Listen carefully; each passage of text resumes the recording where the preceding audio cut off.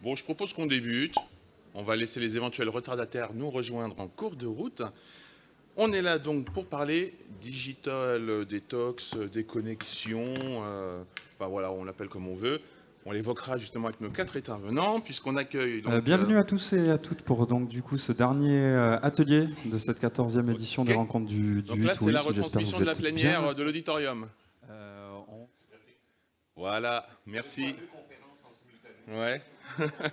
Votre cerveau est capable de gérer ces deux informations normalement. Un sur le nudge, un sur la détox, c'est paradoxal.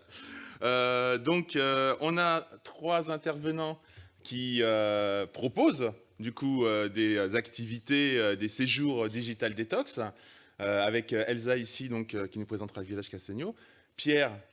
Alors il y a même là au titre avec 2 casquettes, puisque au château de la Gravière, il propose ce type de séjour et il est également consultant et travaille depuis quelques années déjà sur cette thématique. Et puis enfin Arthur qui est tout au bout, qui lui s'est lancé récemment dans un projet de plateforme qui propose donc des séjours de digital detox. Au milieu de ces gens-là, on a Paul. Paul qui lui se déconnecte pas souvent. Il a fait une tentative, hein, il nous en parlera tout à l'heure. Il a fait une brève tentative, mais il n'y arrive pas. Il n'y arrive pas, il ne comprend pas qu'on puisse essayer.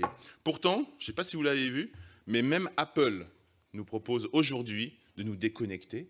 Dans le dernier OS, vous l'avez peut-être vu, il y a donc ce truc, je ne sais plus comment ça s'appelle. Oui, voilà, screen time, temps d'écran en français, en bon français. Je n'ai pas fait les copies d'écran en français, mais ça s'appelle temps d'écran. Alors, ça permet de gérer le temps d'écran de ses enfants, notamment, mais son propre temps à soi. Et c'est ce que recommande Apple, de faire attention. Vous passez trop de temps sur les applications de réseaux sociaux, etc. Mettez-vous des petites barrières, plus d'une demi-heure par jour, votre appli se bloque, etc. Donc, même Apple essaye de nous dire, vous êtes trop souvent sur votre téléphone, il faut que vous passiez moins de temps. Je propose qu'on commence du coup avec Pierre. Je te passe un micro. Et puis que tu nous présentes rapidement ton activité. Et puis Ok. comment tu vois, toi, ce marché de la digital detox. D'accord, merci, bonjour, merci de vous intéresser à ce thème. Donc, moi, je me présente à vous en tant que personne qui a monté une maison d'hôtes qui a ouvert en 2013, qui s'appelle Château La Gravière. Et en fait, nous avons intégré en 2013, dès notre ouverture, une offre de digital detox parce que la maison se prête à plutôt une ambiance zen, détente, etc., avec un espace bien-être. Et on s'est dit que à l'époque, on commençait à en parler, de la digital detox, plutôt d'ailleurs dans les grands hôtels de luxe et puis dans certains endroits balnéaires. Puis on s'est dit que ça pouvait aller avec notre lieu. Voilà. La proposition, je vous le fais très court, la proposition qui est faite sur notre site et qu'on n'a pas tellement modifié depuis le départ, c'est un séjour 3 jours de nuit qui débute en courant d'après-midi par... après l'accueil des personnes qui sont intéressées, donc par un petit autotest qui permet de lancer le débat, sur dire où est-ce que vous en êtes, vous, dans votre temps de connexion, dans votre temps d'écran, qui va déboucher sur le fait que les personnes contactent leur réseau pour dire attention, coucou, je vais quitter le réseau, là, quand même, donc, et puis donc qui communiquent le numéro fixe du château. On range les appareils dans une boîte et on les fait disparaître. Il y a un premier entretien avec un coach qui a là pour objectif de regarder quel est le problème, surtout qu'est-ce qui se passe dans une problématique d'hyperconnexion. Les personnes que nous recevons au jour d'aujourd'hui, telles que je vous en parle, sont des personnes qui ont décidé à un moment donné de faire ce séjour déconnecté parce qu'elles estimaient qu'elles avaient un souci avec ça. Donc on part de ce souci et donc il y a un entretien, c'est mon job, je fais du coaching depuis des années, de regarder quelles sont les pistes de résolution du conflit interne ou externe qu'il y a. D'accord. Voilà, c'est un premier entretien. Ça signifie que ce n'est pas une clientèle qui se dit tiens, je vais passer 3 jours où je vais mettre mon téléphone de côté, ça va nous faire du bien de nous retrouver. C'est une clientèle qui se sent mal à l'aise avec sa pratique quotidienne. C'est vrai, c'est pas une démarche de loisir, dans tiens, je vais essayer. Non, j'ai une problématique. Qui est une problématique qui va de en fait, je ne peux pas dormir si je n'ai pas la télé allumée toute la nuit, je ne peux pas partir faire des courses 10 minutes à 300 mètres de chez moi si je n'ai pas mon portable, enfin, etc., etc. Donc la fin du premier jour, c'est un dîner à la table d'hôte. Je rappelle qu'on est une maison d'hôte, c'est quand même notre activité de base. Deuxième jour, c'est quelque chose où on est plutôt une agence réceptive, avec des visites. J'ai pas du tout dit, je suis complètement désolé, j'ai oublié de dire que nous sommes en fait entre deux petits villages dont vous avez peut-être entendu parler. Je sais pas, ça s'appelle Saint-Estèphe. Vous voyez? Non, pas du tout. Bon, c'est rien, il y a un peu de vigne autour. Et puis l'autre, c'est Pauillac. Vous connaissez pas non plus. Bon, c'est pas grave, on fait du vin par là. Donc, on a beaucoup de visites à faire, des activités. On est à 20 minutes de l'océan, donc il y a beaucoup de choses à faire. Et puis donc en deuxième jour, en fin du deuxième jour, il y a un deuxième entretien, c'est-à-dire que la personne qui est là, elle est à peu près 36 heures de déconnexion. On regarde un petit peu qu'est-ce qui se passe, comment on commence à poser les bases et après. Et puis dîner. Et le troisième jour, le matin, il y a un débriefing du séjour. Et puis on établit un plan d'action, c'est-à-dire qu'avec les personnes qui sont là, on regarde qu'est-ce qu'on peut faire concrètement. Je donne 2-3 exemples vite fait. Qu'est-ce qu'on peut faire concrètement? C'est arrêter le smartphone à 22h. Voilà. Terminé. On peut faire autre chose. On peut dire, quand j'ai un dîner d'amoureux, je l'oublie. On peut faire autre chose. C'est on enlève la télé de la chambre des enfants. Vous voyez, il y a une liste considérable d'actions possibles. Débriefing, plan d'action, restitution des appareils. Donc, les deux grands moments émotionnels, c'est évidemment rangement des appareils connectés et puis restitution des appareils. C'est clair ce que je vous raconte pour la durée du séjour. Si vous allez sur notre site qui s'appelle, c'est marqué châteaulagravière.com, vous aurez vraiment le truc complètement détaillé. Ça veut dire que du coup, ils ne peuvent pas faire de selfie dans les vignes? Pas du tout. Ils ne peuvent pas faire de selfie dans les vignes. Mais on leur fournit, je ne vais pas m'apesantir trop longtemps là-dessus, mais on leur fournit ce qu'on appelle, nous, un kit qui va de survie. Au début, franchement, on était... En 2013, je pense que nous étions les premiers en France, puisqu'on a fait cette offre-là avant le gros établissement qui est un peu référent aujourd'hui, qui est la Thalasso de Vichy. On a ouvert 6 mois avant eux. Enfin, on a fait cette offre-là 6 mois avant eux. Donc, on a débroussaillé comme on a pu. Mais donc, on a créé un espèce de petit kit. Effectivement, on leur donne un crayon, un carnet sur lequel ils notent. D'ailleurs, la plupart du temps, les gens le font. Ils notent leurs impressions, qu'est-ce qui se passe. On leur fournit des cartes postales. Donc, on revient, voilà... Les has-been, le club des has-been revient, on leur donne des réveils, on leur donne, s'il le faut, des appareils. On n'a pas encore investi dans des comment ça s'appelle, c'est ceux qui sortent la photo tout seuls, là, les Polaroid, mais bon, voilà, l'esprit, il est là. Je voulais juste vous dire 2 mots là-dessus pour vous dire qu'au fond, je pense que le fait que nous ayons été les premiers a généré un énorme courant médiatique. Toutes les télés se sont intéressées à nous, toutes les radios, pratiquement tous les supports écrits. J'ai mis quelques sigles ici pour dire que, en fait, depuis 2013, c'est incroyable l'intérêt qu'il y a pu y avoir au niveau des médias sur cette démarche. Je pense que vous êtes aussi, comme n'importe quel d'entre nous, submergés par les articles et les livres qui peuvent être publiés sur le sujet. D'ailleurs, je précise, 10 minutes de pub pour dire que je suis auteur aussi, et donc je publie un livre sur ce sujet qui sortira au printemps, qui avec une cible, mais on y reviendra dans le cadre des débats, une cible bien particulière qui est celle des parents. Parce que je pense qu'aujourd'hui, ceux qui ont des problèmes vis-à-vis de la connexion, c'est les parents vis-à-vis de leurs jeunes et de leurs enfants. On y reviendra. Qu'est-ce que je fais? Je continue ou... Oui, tu avais effectivement quelques slides voilà. Où on avait des chiffres. Ce que je voulais juste vous dire, c'est qu'aujourd'hui, ma vision 2013, 6 saisons plus tard, puisqu'on est en train de terminer la saison 2018, c'est qu'en fait, la Digital Detox, c'est aujourd'hui de faire face à une étrange dualité. Je vous ai donné 2-3 chiffres ici qui sont sortis d'une étude qui est sortie en juin, qui est une étude assez intéressante, qui a été mécanisée, réalisée par BVA, qui montre qu'en fait, il y a en gros 7 Français sur 10 qui se disent incapables de se passer d'outils connectés plus d'une journée. Voilà, c'est une réalité à prendre avec quelques pincettes, mais quand même assez représentative. Vous avez en bas à droite des durées de connexion, c'est tout écran confondu, où ça nous montre quand même que globalement, entre 6h30 et 7h, c'est à peu près le temps de connexion, le temps de face à face avec des écrans, qui est le temps moyen constaté. Une problématique qui m'a fait m'intéresser aux parents, c'est quand même que pratiquement les 6h26, c'est chez les parents d'enfants de moins de 10 ans. les mêmes parents qui s'étonnent que leur gamin sache tout faire sur un iPhone à 2 ans et demi et qui s'étonnent qu'à 8 ans, le gamin est complètement accro. Il y a peut-être un petit paradoxe là.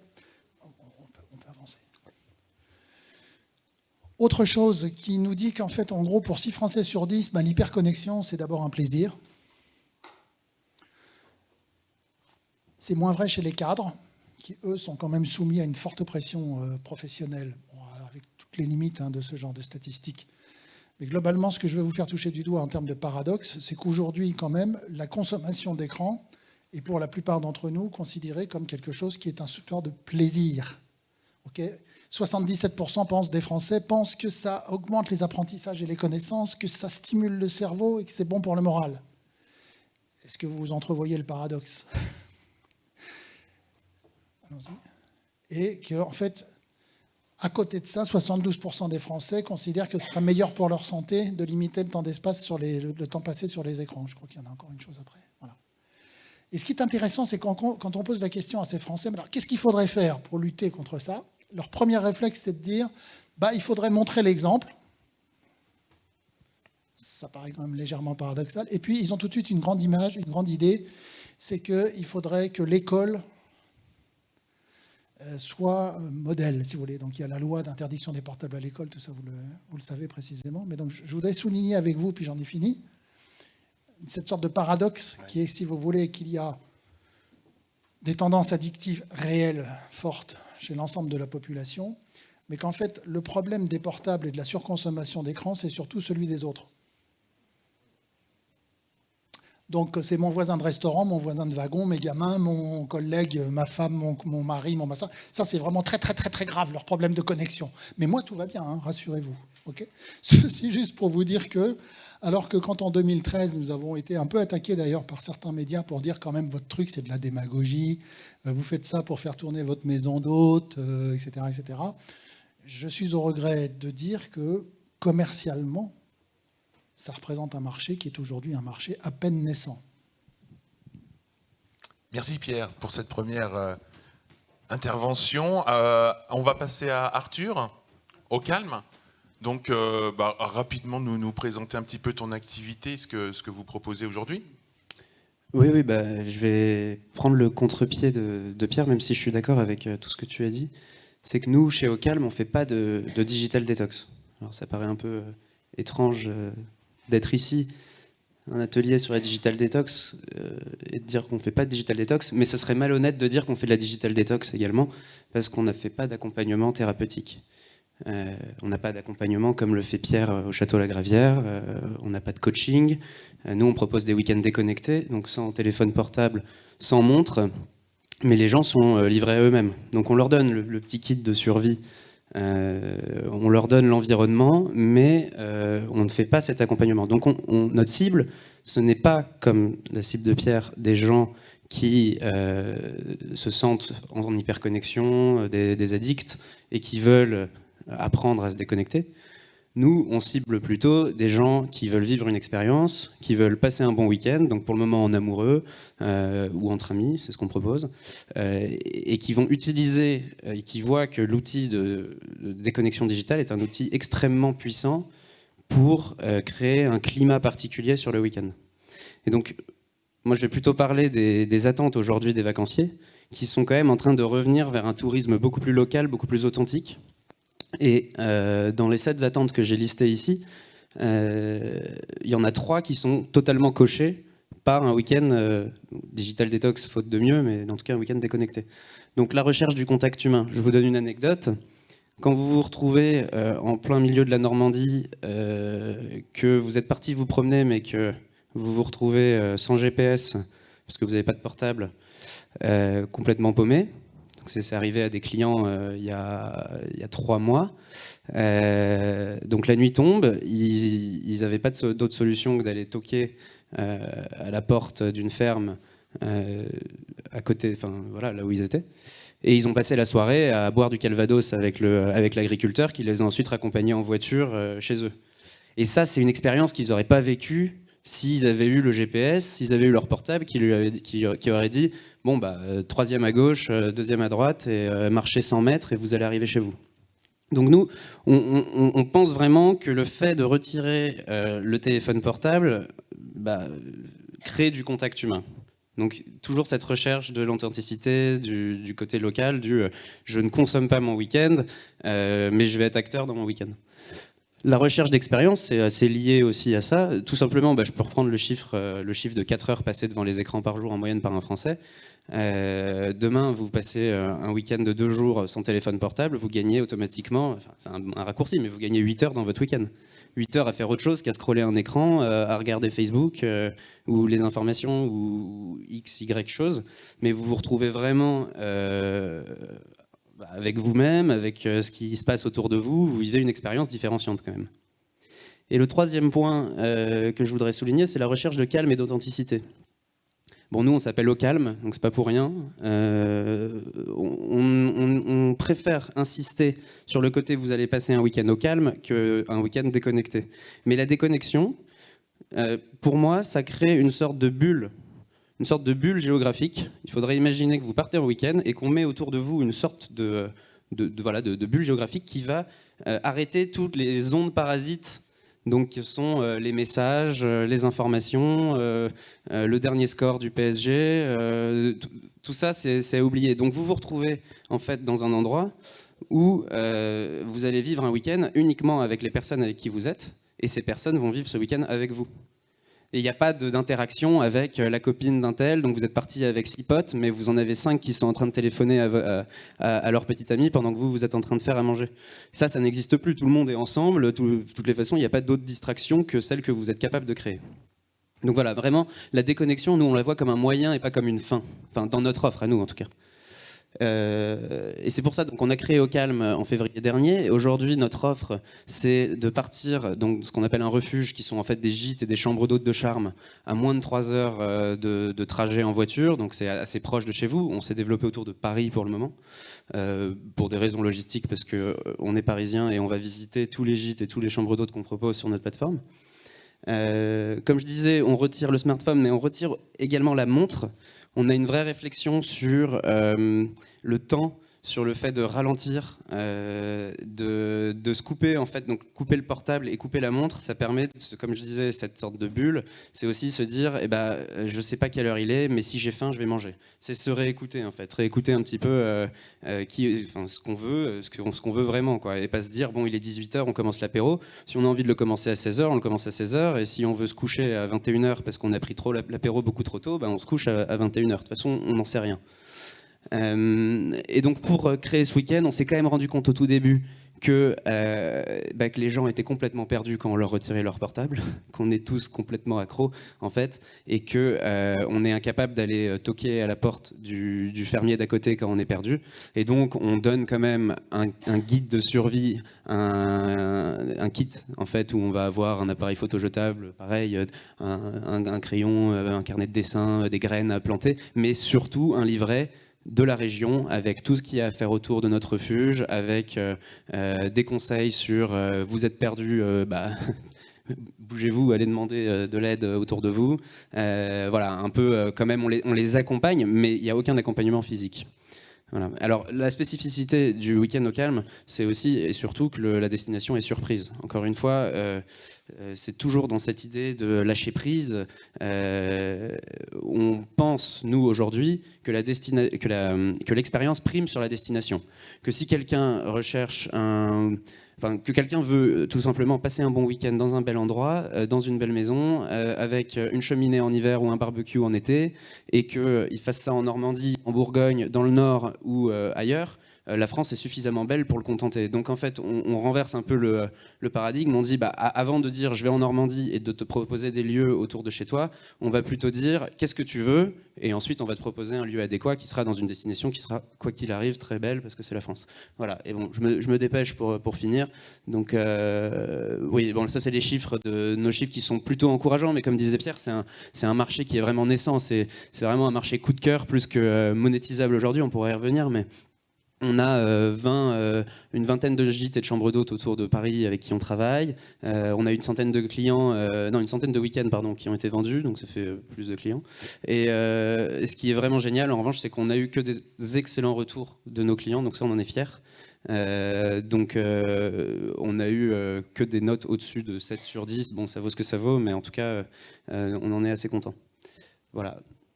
Et puis je crois que j'avais juste voilà, sur ce qu'on veut faire plus tard. Oui, bah, en 2 mots, c'est maintenant essayer d'automatiser tout ça, vraiment peut-être même un peu sortir de la digital detox pour se recentrer sur le week-end slow, enfin le week-end lent et local. Et ça serait bien pour nous de travailler, en fait on commence à travailler avec des régions directement pour pouvoir créer des plateformes par région. Voilà. Excusez-moi si j'étais un peu long. Merci Arthur. On va finir notre tour de table de nos prestataires avec Elsa. Donc Elsa, toi c'est le village Castigno. J'ai juste fait une petite copie d'écran du premier site, de la page d'accueil du site. Et si on descend un peu dans cette page d'accueil, où on a beaucoup de propositions, des expériences, etc. Mais on a une partie Digital Detox, qui est donc une partie seulement de l'offre. Je ne sais pas si tu veux parler ou lancer la vidéo avant. On peut lancer la vidéo pour présenter et puis après Allez. C'est tout petit.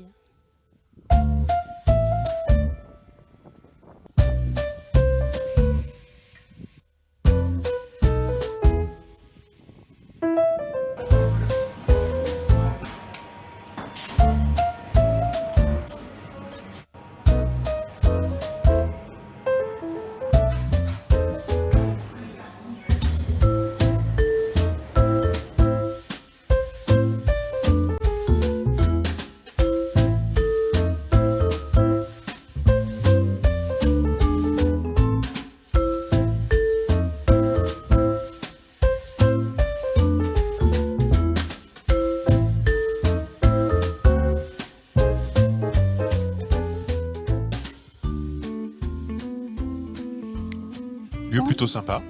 Merci. Donc en fait, on le voit bien en image, c'est à la fois un vignoble et un village dans un petit village.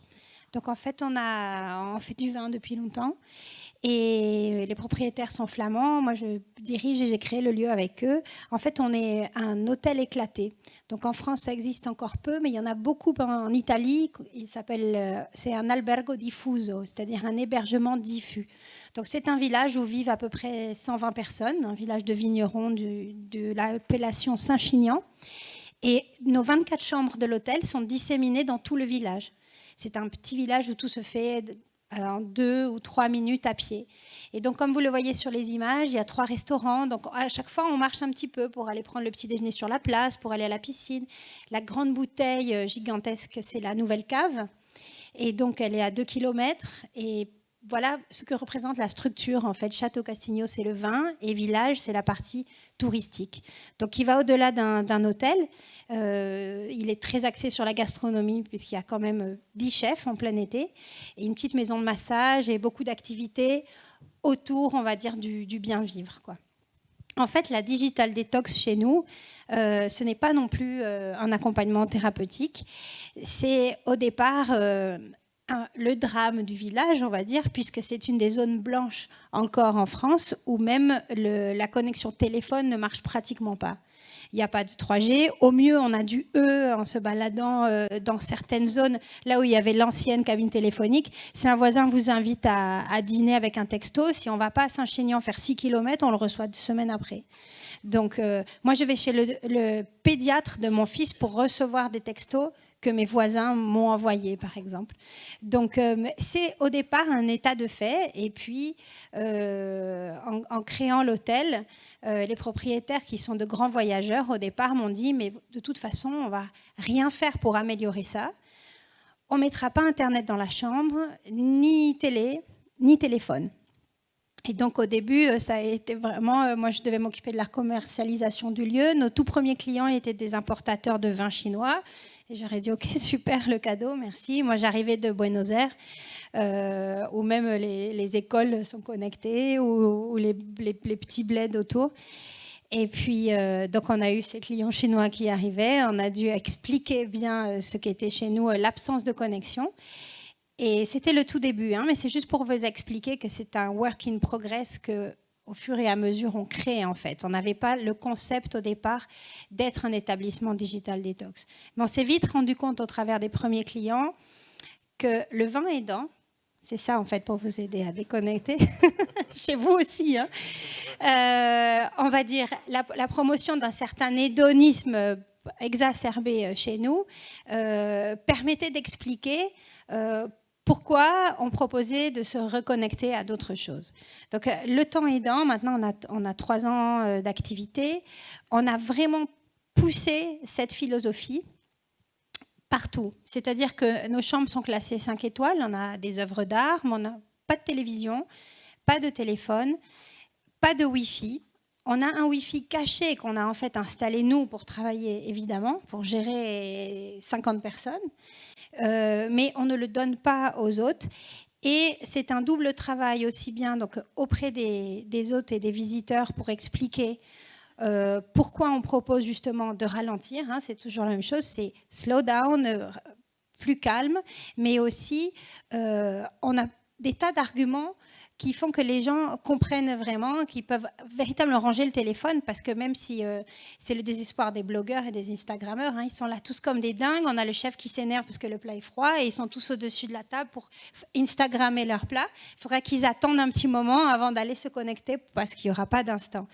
Mais tous ces arguments nous permettent aussi de préparer un séjour longtemps à l'avance en amont, en proposant justement aux clients qui viennent, suivant ce qu'ils aiment, plutôt l'histoire, la gastronomie, le vin, des activités vraiment, on va dire, qui puissent compenser l'absence de connexion. Pour rebondir sur ce que vous disiez par rapport aux parents, vous en parlerez peut-être après, mais moi, les personnes que je vois les plus perdues, ce sont les parents, pas les enfants sans connexion. Ce sont les parents qui ont pris l'habitude de leur mettre un iPad pour être tranquille pendant les repas au resto, et ils sont désespérés sans ça. Ils ne savent pas quoi faire, ils s'emmerdent avec leurs enfants, souvent, ils ne savent pas jouer, mais c'est vrai. Hein, et donc, ils stressent beaucoup plus que les gamins qui vont trouver 3 bouts de bois et s'amuser sur la place. Donc, en fait, on a des playlists musicales qu'on prépare à l'avance dans les chambres, on a des sélections de livres dans toutes les langues, on a des expos, on a des artistes en résidence aussi tous les ans. Donc en fait, ce qu'on propose nous, c'est pas vraiment une détox où les gens viendraient se soigner, mais c'est juste une connexion à d'autres possibilités. De toute façon, la possibilité de passer un simple coup de fil est infime là-bas. Les gens peuvent avoir leurs ordinateurs, mais ils ne marcheront pas, il n'y aura pas non plus de Wi-Fi. Et pour finir, le travail qu'on fait aussi, qui est très important, c'est sur notre propre staff, en fait. C'est avec l'équipe, puisqu'on leur demande sur la place du village, donc qui sert un peu de lieu commun, de café, d'endroit de petit déjeuner, où on se mixe avec les locaux, hein, parce que l'idée, c'est l'immersion avec les villageois. Ils n'ont pas le droit de voir l'ordinateur portable sur une table en travaillant. Ça, on le fait dans les bureaux, en cachette. Parce que ça fait partie aussi, c'est des nudges. C'est l'image générale, si ça incite, si on voit aucun ordinateur, on a un peu honte de sortir le sien. Donc c'est aussi une éducation en fait permanente pour nous-mêmes, qui sommes ultra connectés pour ceux qui travaillons, et vis-à-vis des clients, pour aussi essayer de se montrer en permanence disponible et plus tranquille. C'est-à-dire pas avoir cette espèce d'image affairée en permanence, hyper speed. On essaie aussi nous-mêmes d'installer, on va dire, l'atmosphère pour que les personnes puissent entrer dans le mood. Voilà. C'est intéressant parce que c'est vrai que quand on parle des offices de tourisme, combien de fois quand on entre à l'intérieur, on voit la personne qui est en train de gérer un back-office sur son ordinateur et le client commence en disant « Excusez-moi de vous déranger ». Alors qu'on est là pour l'accueillir.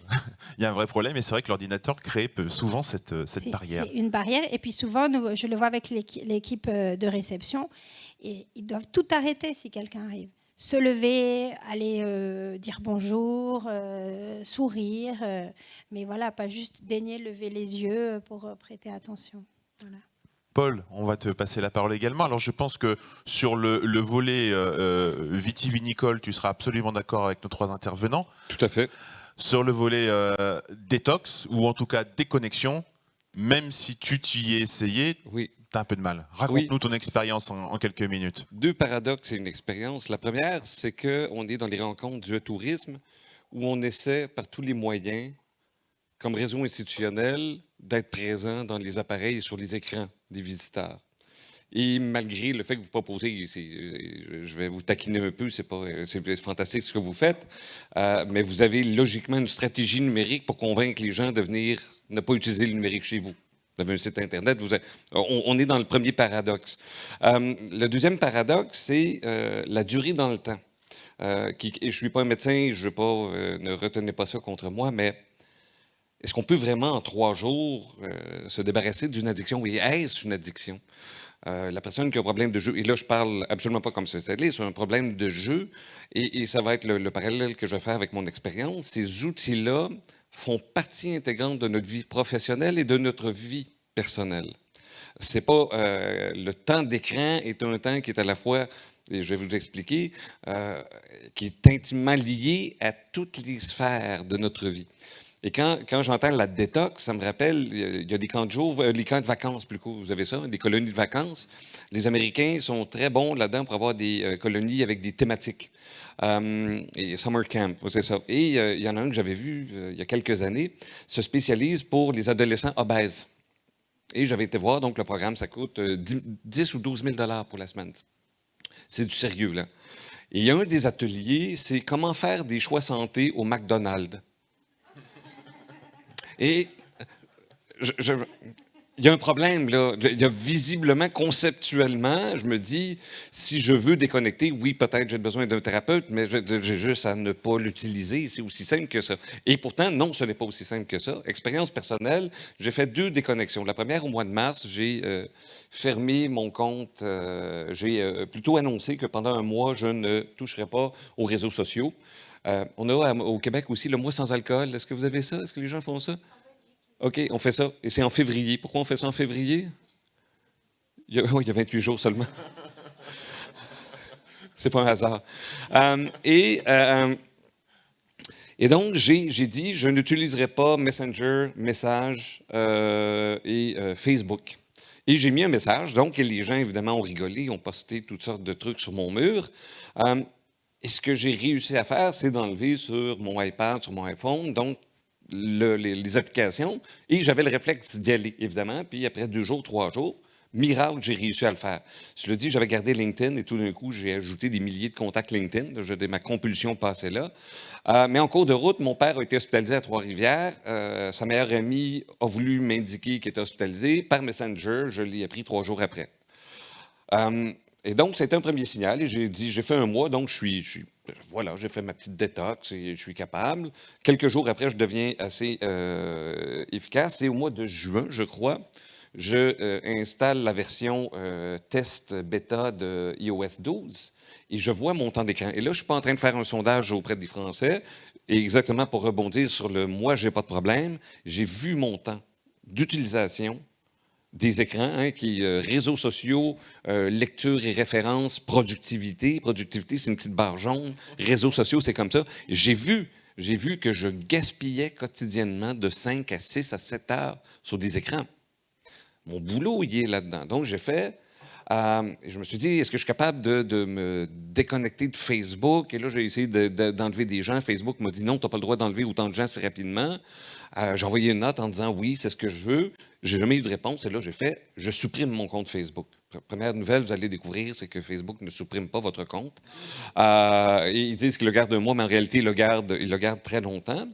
Et ce qui s'est passé, c'est que... Et donc, moi, j'ai reçu un petit WhatsApp de Paul qui a dit, maintenant, si tu veux me contacter, c'est WhatsApp. Messenger, plus de Facebook, ce sera que WhatsApp. Ma mère, qui ne suit que moi sur Facebook, mon frère n'est pas sur Facebook, n'a pas vu le message, parce que quand on supprime, j'ai dit « je quitte Facebook définitivement », ce message-là disparaît. Alors ma mère était convaincue que je l'avais zappé. Elle pleurait presque. Une amie en instance de divorce m'appelle en disant « dans un moment aussi difficile, je ne comprends pas que tu m'aies supprimé ». Donc, mais Facebook est habile. Facebook crée cette chose-là. Et Facebook te dit la chose suivante, si tu supprimes ton compte, on te supprime Messenger également. Ça a duré 6 jours. Ça a duré 6 jours parce que je ne pouvais pas, dans ma vie personnelle, je ne pouvais pas dans ma vie professionnelle avec mes collègues professeurs du département qui ne sont pas des voisins de bureau, parce que l'événementiel, parce que les activités de ma chaire sont publicisées, etc. J'étais totalement accro, pas dans un sens dépendant comme un fixe d'héroïne, mais ma vie professionnelle ne fonctionnait pas. Et le message que j'ai écrit en revenant, c'est de dire la chose suivante, de dire qu'avant, on n'avait pas de téléphone et on réussissait très bien à vivre. C'est comme dire, ben avant, on s'envoyait des lettres par la poste et c'était, ça fonctionnait très bien. C'est pas vrai. C'est très romantique, mais attendre une semaine pour envoyer une lettre et recevoir la réponse, ça ne fonctionne pas aujourd'hui. L'organisation du travail, l'organisation, ce qui est attendu de nous, les messages, toutes ces choses-là qui nous prennent 6 à 7 heures par jour passent là-dessus. Et posons-nous la question, et on se demande quel sera l'avenir du numérique. Regardons ce qui se passe en Chine, comment WeChat, comment la reconnaissance faciale, comment on est rendu loin. On dit tous que c'est horrible, et pourtant, logiquement, nous allons, comme acteurs du tourisme, tenter nous-mêmes d'approcher de cette connaissance intime et de... Je pense qu'on est condamné à ça, et je ne vois pas la solution. Vas-y, vas-y. Juste un mot. Oui, oui, oui. Juste un mot. Je suis complètement... Le bon. Vous regarderez, si jamais vous allez sur notre site, qu'on a essayé d'éviter le terme de digital detox. Parce que précisément, ça a une côté trop médical contre lequel je me suis toujours battu depuis le début, si vous voulez. Et donc, le seul job, l'objectif qui est le nôtre, c'est d'aider des personnes à retrouver un équilibre numérique. C'est-à-dire que je suis plus que 100% d'accord avec vous. C'est très compliqué aujourd'hui. Et ça me rappelle toutes les questions des journalistes qui venaient à la maison, qui systématiquement disaient « Alors, vous êtes contre le numérique ?» Je dis « Mais attendez, soyons pas absurdes, quoi. C'est fou. » Par contre, je pense qu'un certain nombre de personnes vivent un déséquilibre numérique. Et un certain nombre d'enfants et d'ados sont complètement dans un déséquilibre numérique. Donc, je pense que c'est pour ça que nous, on a enlevé le terme de digital detox. Mais là, vous avez 100% raison. C'est quand même, on l'a quand même laissé dans les mots-clés parce que ça joue pour le référencement. Mais que partout, on a annoncé la notion de séjour de déconnexion, histoire de retrouver un équilibre. C'est ça ce que je veux dire. Et non pas... quand même, vous êtes... Absolument. Oui. Je voulais rappeler aussi que chez nous, les gens, ils viennent en vacances. Et en fait, je suis d'accord avec vous aussi, mais ce qu'on voulait offrir, nous, c'était juste quelque chose qu'il n'y a pas dans d'autres hôtels. Après, ils ont le choix. Ils ont tous une télé à la maison. Enfin, moi, j'ai grandi sans télé. J'ai jamais eu de télé de ma vie. C'est le meilleur héritage que j'ai reçu de mes parents. Et je connais toutes les séries, on a Netflix, mon fils les regarde. Mais c'est moche, une télé. C'est moche et c'est plein de pubs qui ne servent à rien. Donc, juste, on essaie d'offrir dans l'hôtel des choses qu'ils n'ont pas à la maison. Donc, à la maison, ils ont du haut débit, nous, ils n'en ont pas.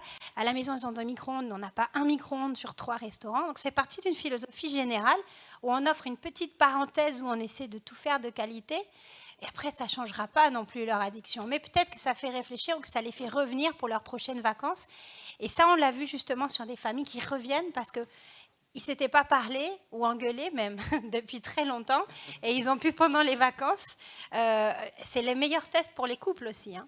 Moi, je les vois au petit déjeuner, les couples qui vraiment ont une tête de... C'est parce qu'ils n'ont rien à se dire et qu'ils ne peuvent pas sortir leur téléphone parce qu'il n'y a pas de réseau.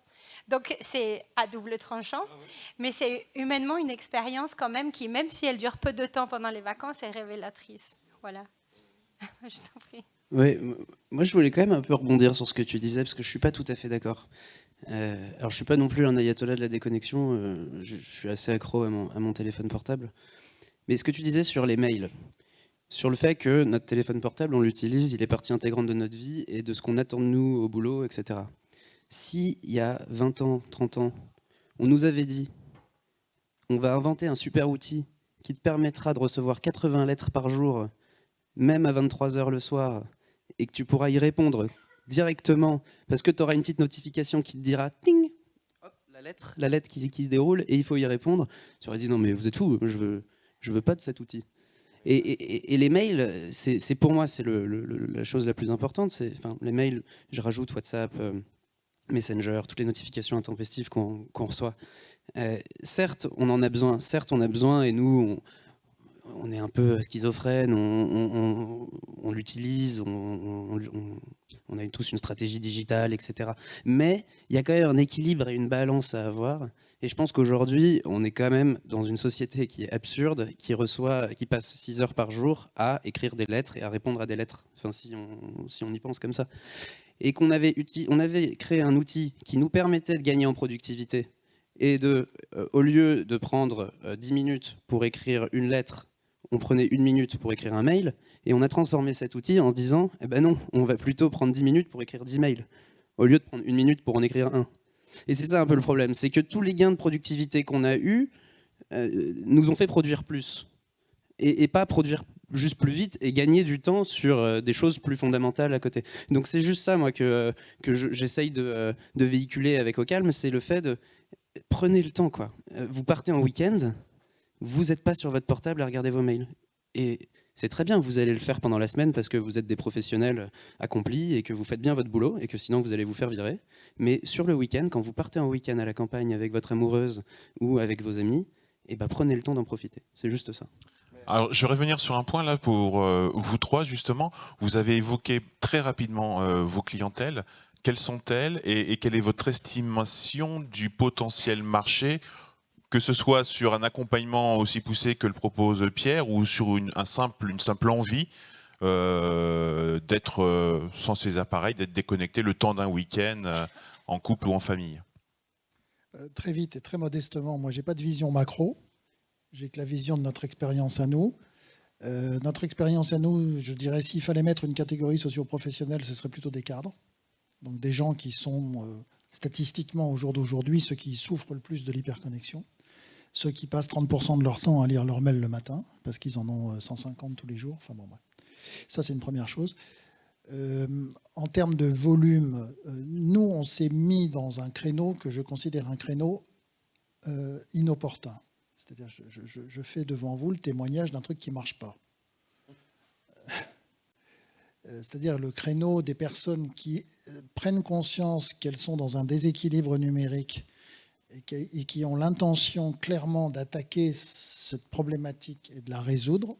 Parce que contrairement à ce que vous disiez, Paul, nous, les expériences qu'on a, c'est que les gens ont résolu leurs problèmes. Nous, les personnes qui sont passées chez nous, on est en contact avec eux depuis le début. Il y a des gens qu'on suit depuis 5 ans. Et la problématique, j'évite ce terme-là, addictive, parce que ça nous emmènerait trop loin, cette problématique est réglée, en tout cas vis-à-vis du numérique. Donc cette clientèle-là, je pense très humblement devant vous qu'elle n'existe pas. Par contre, je suis intimement persuadé que le créneau que vous développez, est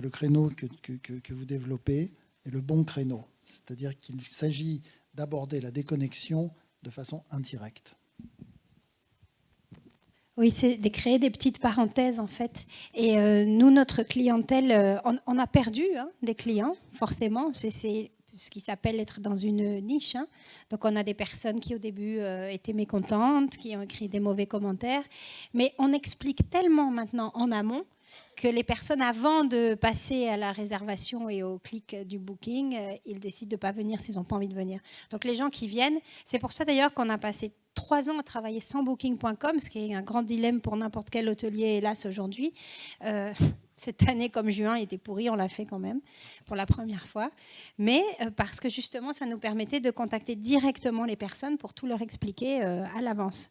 Et en tout cas, nous, notre clientèle a sensiblement changé depuis l'année dernière. C'est-à-dire qu'avant, c'était surtout de l'individuel, famille, Europe du Nord en général, parce que quand même, les pays comme la Scandinavie, l'Angleterre, l'Allemagne, la Belgique ont déjà ce désir ou une attirance assez commune dans la culture, on va dire, du pays, beaucoup plus qu'Amérique du Sud, par exemple, ou asiatique. Et cette année, on a augmenté de 87% tout ce qui était business. Parce qu'au départ, les gens, j'ai fait quelques salons et puis on me disait il n'y a pas de Wi-Fi, on ne peut pas travailler, c'est ridicule votre proposition. En fait, on propose tellement de team building, aller faire les vendanges, cuisiner, faire du pain, la cueillette des champignons et tout ça, et boire évidemment. En fait, ce créneau-là, niche, marche très bien. Là, j'arrive à remplir l'hôtel en octobre et novembre, grâce à Dieu. Parce que justement, on a des groupes de business qui viennent pour ça, pour être déconnectés et avoir un autre type de réunion. Alors, on a une salle où ils peuvent avoir du Wi-Fi pour travailler quelques heures, c'est tout, sur tout le village. En général, ça va à l'essentiel, c'est 1h30 de réunion, et après, tout le monde au resto. Et ça, c'est une nouvelle clientèle qui commence à vraiment marcher. Et qui vient sur une journée, 2 journées Ah non, c'est au moins 2 jours. Parce que pour quand même être en immersion et profiter de cette déconnexion, justement, il faut quand même dormir au moins un soir ou 2. Voilà. Arthur, toi de ton côté, tu nous parlais donc une centaine de week-ends réservés, plutôt des couples ou des groupes d'amis, et en termes de type de clientèle, de tranche d'âge, on en est où? Oui, comme je disais, un peu plus d'une centaine de week-ends, c'est un peu tôt pour tirer des conclusions, ça reste très modeste. Nous, on a vu tout de suite, c'est pas vrai, mais on n'a pas voulu aller sur l'addiction au début parce qu'on se disait, on n'est pas addictologue, ce serait comme vendre des cures pour des alcooliques en leur disant on va vous vendre un week-end où vous ne boirez pas. C'est juste un peu faible quoi, comme proposition de valeur. Donc aujourd'hui, on vend aux personnes qu'on connaît. Enfin, quand je dis qu'on connaît, je veux dire qui nous ressemblent.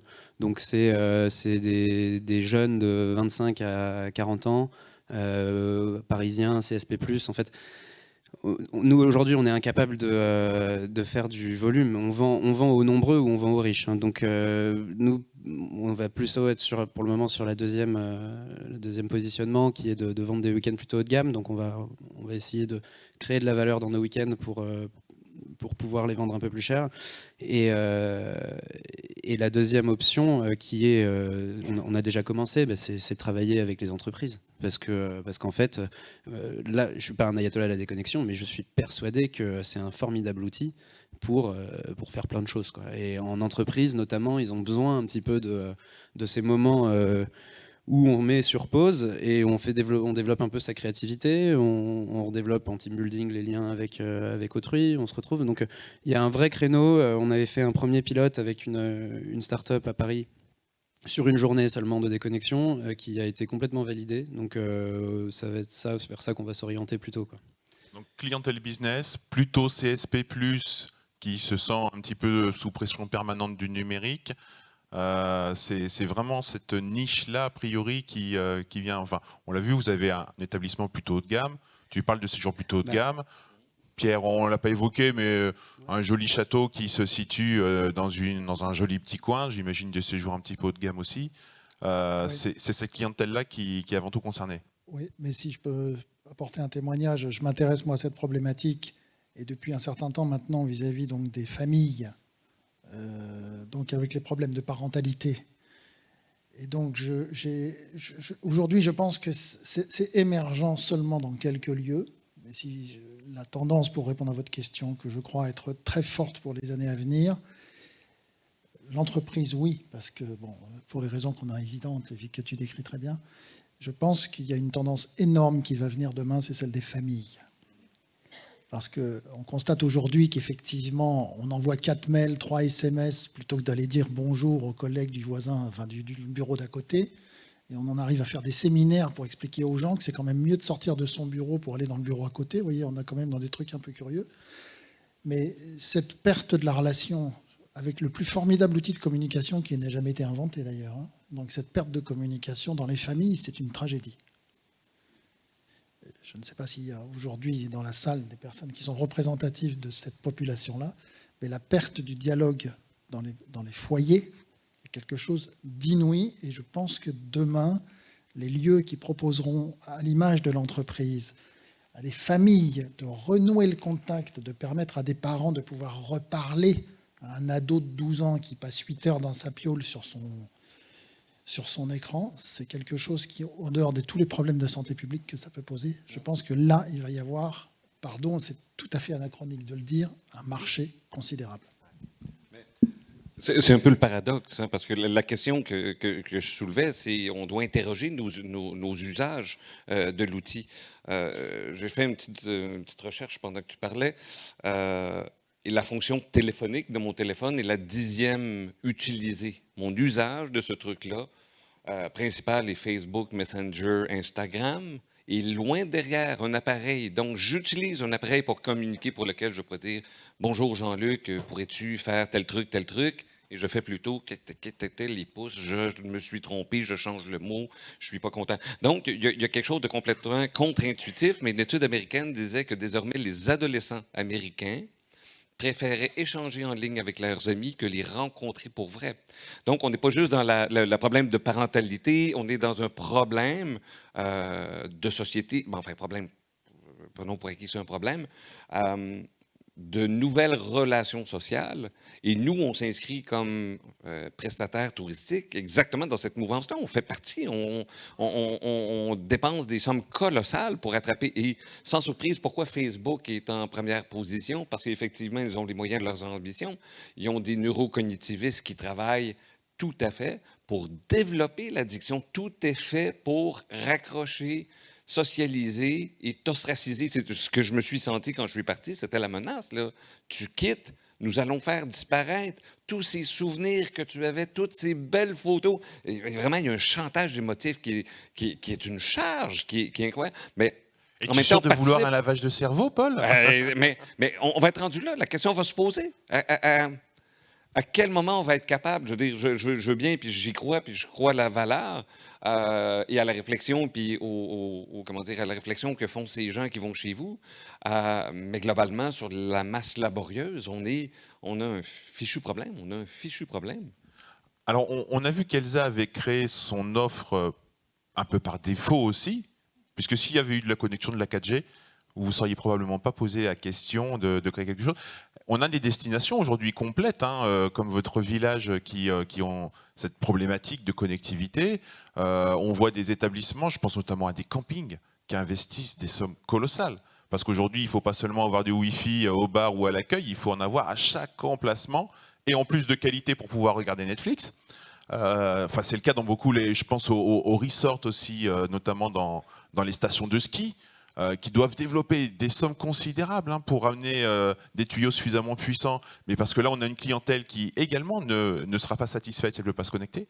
Est-ce que malgré tout, on peut envisager pour ces destinations déconnectées ou des établissements à qui ça coûte très cher de proposer cette connexion, est-ce qu'on pourrait imaginer qu'elle surfe, comme vous l'avez fait, sur un positionnement marketing et pas médical, on parle bien d'un positionnement marketing qui serait vous venez chez moi, vous vous déconnectez. Est-ce que demain il y a un marché pour ça? Est-ce qu'il y a vraiment, pensez-vous, possibilité de développer une offre globale là-dessus? Pardon, vous parliez d'investissement. Nous, cette année, on a dû investir 60 000 € pour nous pouvoir travailler, pour installer un réseau caché qu'on ne vend pas aux clients. Parce que rien que pour facturer à un client, on n'avait aucun système, on le faisait à la main. Le soir, les chefs me donnaient la note de la chambre 12 et on le faisait à 7h du matin. Donc on était obligés, comme on ne pouvait pas câbler parce qu'on est sur un village, ça a été un investissement énorme pour donc nous avoir moins de pertes et pouvoir facturer simplement. Mais tout ça pour dire qu'en plus, on va dire, c'est le dark L'investissement web. est de toute façon nécessaire. C'est ça, mais c'est la face cachée de nous, l'entreprise donc, qui vend la déconnexion et se calme. Mais derrière, donc, on a dû encore plus faire ces... Est-ce qu'il y a un marché? Je pense oui, véritablement, parce que à présent, si la fibre optique arrive chez nous ou que la connexion s'améliore, on sera vraiment pas bien, en fait. Non, mais on aura un vrai souci. On vend ça depuis des années. L'autre fois, je l'ai présenté sur un salon à Londres. On a eu le Times qui est venu 3 fois cet été grâce à ça. Donc, c'est devenu aussi notre marque de fabrique, notre argument de vente, le fait que des gens viennent et reviennent. Donc, on n'a qu'une envie maintenant, c'est que le département nous oublie.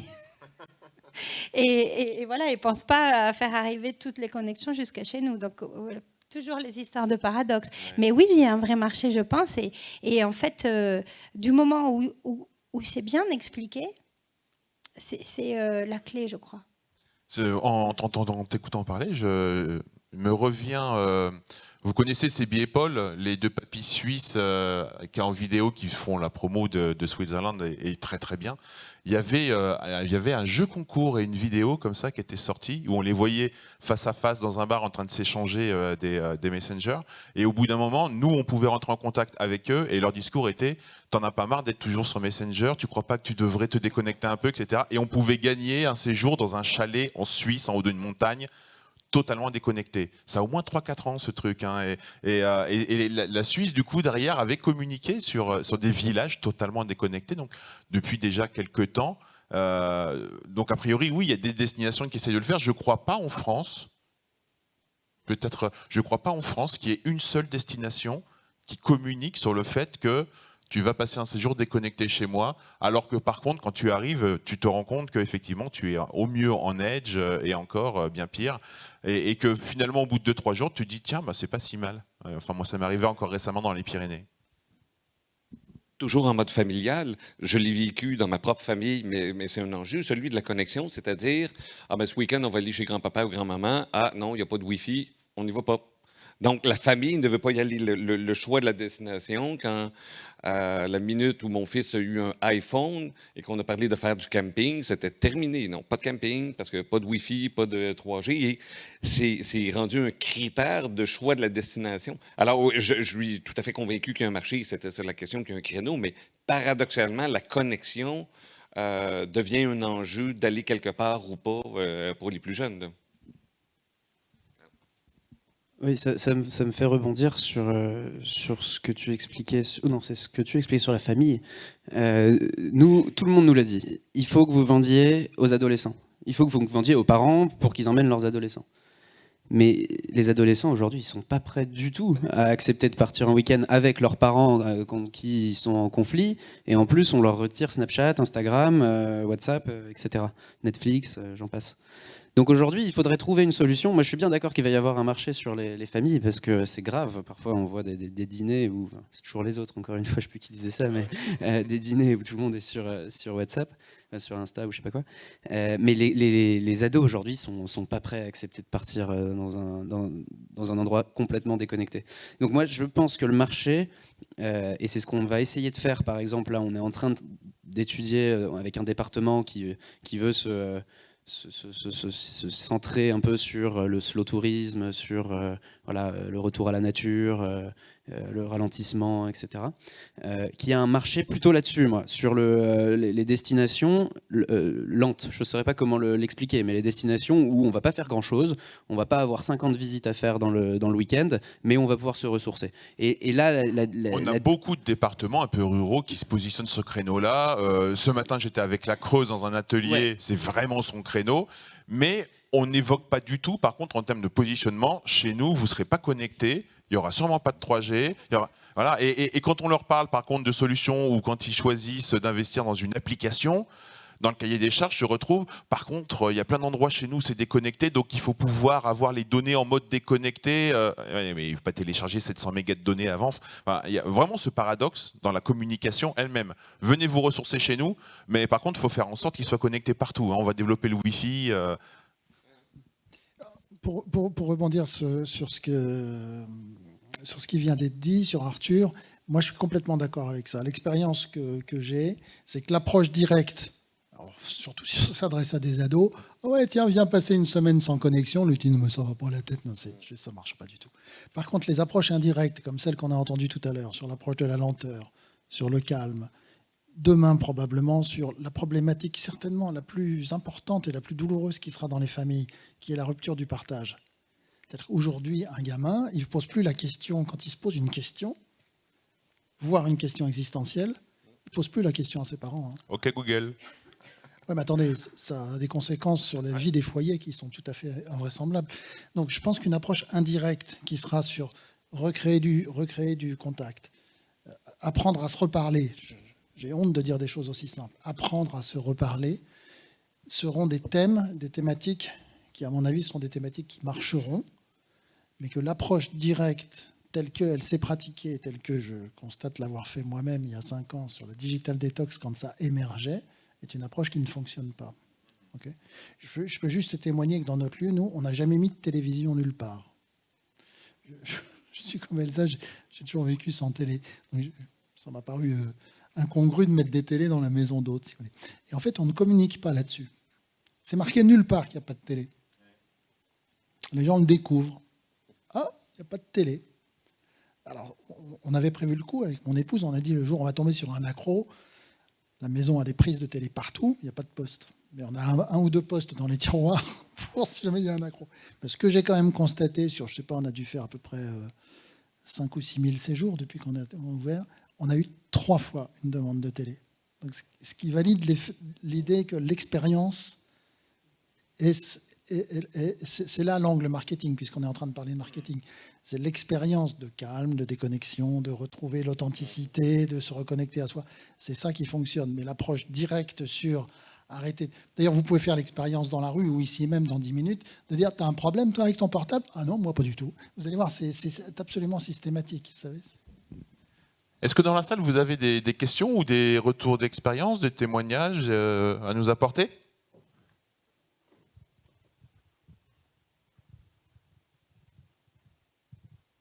Oui, enfin, ce qui m'interpelle dans tout ce que vous avez dit, c'est qu'on est sur un phénomène tellement global que ce serait erroné, à mon sens, de faire cette différence, même jeune, vieux.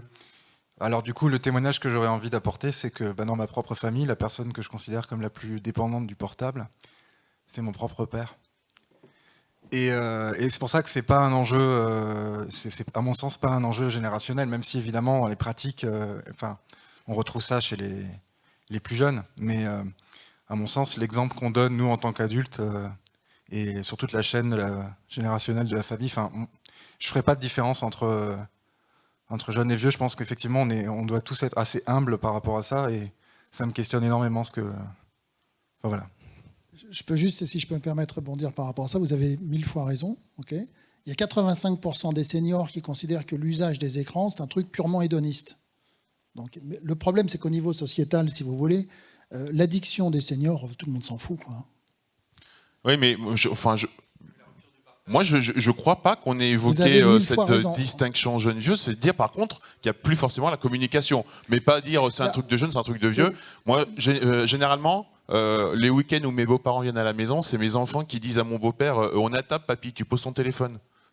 Parce qu'on leur a donné cette habitude-là, mais papy, il sort son téléphone à table, il dit oui, mais j'ai reçu un SMS.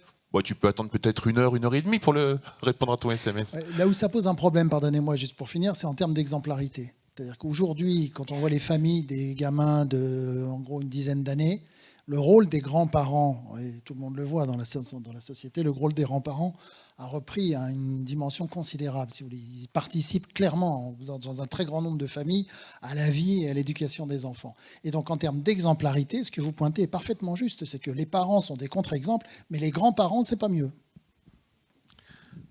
D'autres oui, je fais... Alors, on commence ici parce qu'il est plus proche. Oui, bonjour, c'est un petit témoignage parce que justement j'ai un peu vécu ce que vous dites. Alors moi personnellement, c'est parce que j'ai une petite maison, je loue en Bretagne sur Airbnb. Et dans l'annonce, je mets en énorme pour pas qu'il y ait justement de problème, no TV, no Wi-Fi. Bon. Et j'ai absolument aucun mal à la louer. Et une année d'ailleurs, il y a une famille anglaise qui est venue et qui m'a vraiment remercié du fait qu'il n'y ait pas de TV ni de Wi-Fi. Parce que en fait, moi j'ai un placard dans la maison, il y a plein de jeux de société. Et ils ont passé des soirées entières à faire des jeux, des choses qu'ils n'avaient absolument jamais fait depuis très longtemps. Donc ça m'a vraiment conforté dans le fait que pour ceux qui viennent chez moi et mes enfants, c'est bien qu'il n'y ait pas de TV et pas de Wi-Fi dans cette maison-là, parce que c'est une petite maison et qu'on n'habite pas toute l'année. Et puis alors pour rebondir sur ce que dit Paul, moi je suis allé jusqu'au bout, j'ai écrasé entre guillemets mon compte Facebook, je n'utilise plus du tout. Alors on m'a dit ouais mais tu te rends pas compte du coup alors j'ai reçu aussi les mails de Facebook en disant mais vous êtes coupé du monde, c'est affreux, etc. Mais en fait moi mes vrais amis, c'est pas les 250 que j'avais sur mon compte, moi mes vrais amis j'ai leur téléphone, j'ai leur mail, donc je les appelle peut-être 1 ou 2 fois dans l'année pour prendre des nouvelles, donc mes vrais amis ils sont là en fait.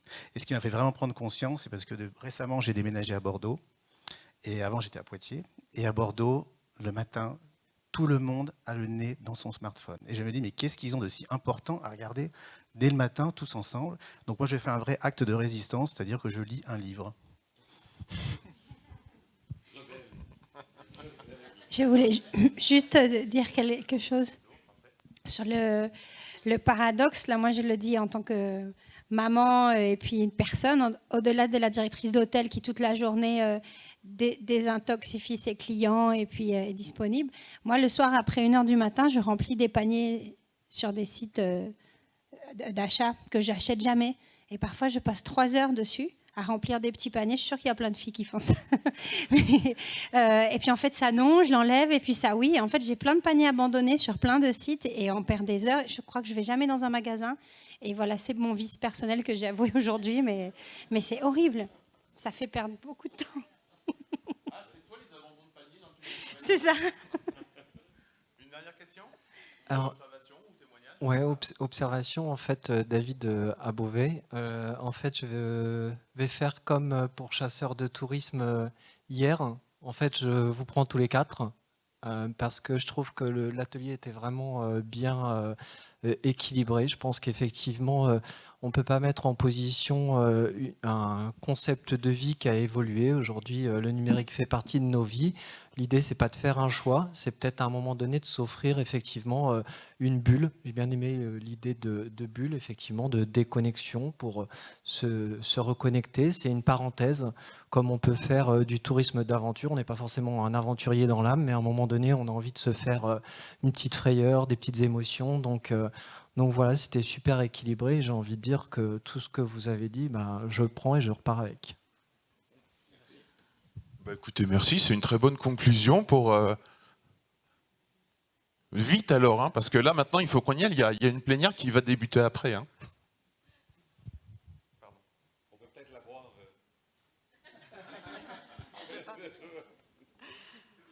Oui, moi j'ai une petite question pour le village Castigno. Je voulais savoir, les habitants du village, ils ont quelle moyenne d'âge?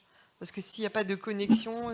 Alors, c'était entre 90 et 120, je pense, avant que notre équipe n'arrive, parce que c'est le typique village de familles qui se sont séparées, reniées, détestées, entre frères, des histoires de vignerons. Mais ils restaient les plus âgés. Mais nous, je crois qu'on a fait exploser la démographie, vu qu'on a des... Je suis la plus vieille de l'équipe, j'ai 43 ans. Le reste, ils ont entre 20 et 30 ans, c'est des couples. Donc on a changé un peu. Et on pèse aussi pas mal pour les élections, heureusement. Voilà. Merci beaucoup en tout cas à vous quatre pour vos témoignages. Et puis, vous pouvez les applaudir. 20 petites minutes de pause, à 15h30, on va pouvoir enchaîner sur un thème qui devrait vous intéresser, puisque on a des collègues et vous-même qui avez contribué à un manifeste, justement.